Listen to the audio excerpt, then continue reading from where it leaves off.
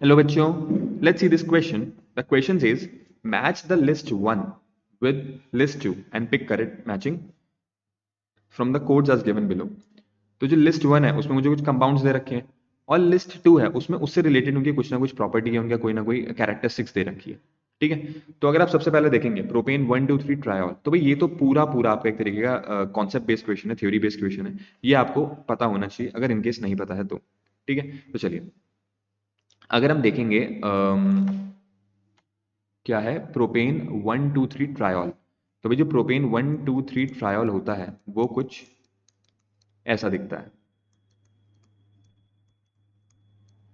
Propane 1 2 3 triol जिसको हम लोग ग्लाइसरॉल भी बोलते हैं कॉमन नेमिंग में। और से जो मेरा प्रोपेन 1 2 3 ट्रायोल है ये यूज होता है आपका एक्सप्लोजिव या डायनामाइट्स वगैरह बनाने में।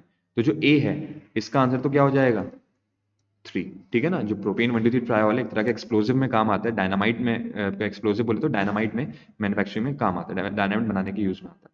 ठीक है, अगर आप देखेंगे जो मेरा बी है इथेन 1 2 डायोल,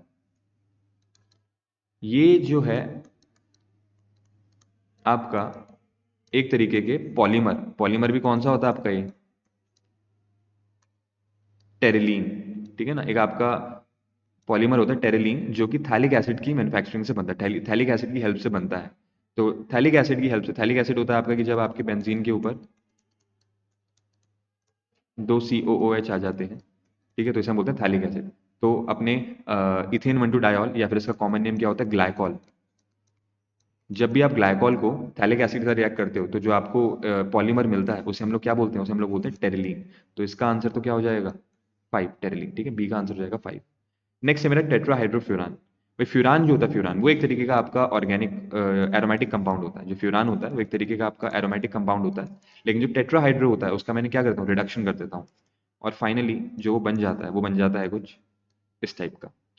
तो ये है मेरा टेट्राहाइड्रोफ्यूरान, इसमें से आपने रिडक्शन करके इसको नॉन एरोमेटिक बना दिया। और ये क्या है सर, ये आप देखेंगे तो क्या एक तरह का ईथर ग्रुप है, ईथर की 2 वैलेंसी निकली हुई है और ये कैसा साइक्लिक है, तो ये हम होगा मेरा साइक्लिक ईथर। तो सी का हो गया आपका फर्स्ट साइक्लिक ईथर। ठीक है, एक तरह का साइक्लिक ईथर बना दिया आपने। ये क्या है मेरा टेट्रा हाइड्रोफ्यूरान THF। चलिए अगला आप देखेंगे पावर अल्कोहल। तो भाई इससे रिलेटेड तो हमने पढ़ा भी है कि पावर अल्कोहल क्या होता है। पावर अल्कोहल होता है मेरा mixture of ethanol, petrol plus थोड़ी सी बेंजीन। तो बेंजीन, इथेनॉल और पेट्रोल को अगर आप मिक्स करते हो तो आपको क्या मिलता है पावर अल्कोहल। तो सेकंड का आपका डी का ऑप्शन हो गया 2। ठीक है, और अगर आप मिथाइलेटेड स्पिरिट देखेंगे, मैं मिथाइल स्पिरिट क्या होती है कि जब भी आप अपनी अल्कोहल को अनफिट फॉर ड्रिंकिंग बना देते हो ताकि उसकी ब्लैक मार्केटिंग ना हो, तो आप अल्कोहल को क्या करते हो अनफिट फॉर ड्रिंकिंग पर्पस बना देते हो। और ऐसा कैसे करते हैं हम भाई, उसके अंदर कॉपर सल्फेट या फिर आपके मिथाइल अल्कोहल वगैरह डाल के। तो मिथाइलेटेड स्पिरिट का मतलब होता है डीनेचर्ड अल्कोहल, जब मैं अपनी अल्कोहल को अनफिट फॉर ड्रिंकिंग बना देता हूँ ताकि उसकी ब्लैक मार्केटिंग ना हो। तो अगर हम देखेंगे ए का है 3, तो ए का 3, बी का 5, सी का 1 और डी का है 2। तो सर मेरा जो करेक्ट आंसर आ रहा है यहाँ पे वो आ रहा है ऑप्शन नंबर डी। ठीक है, तो hope this clarified your question. Thank you and all the very best.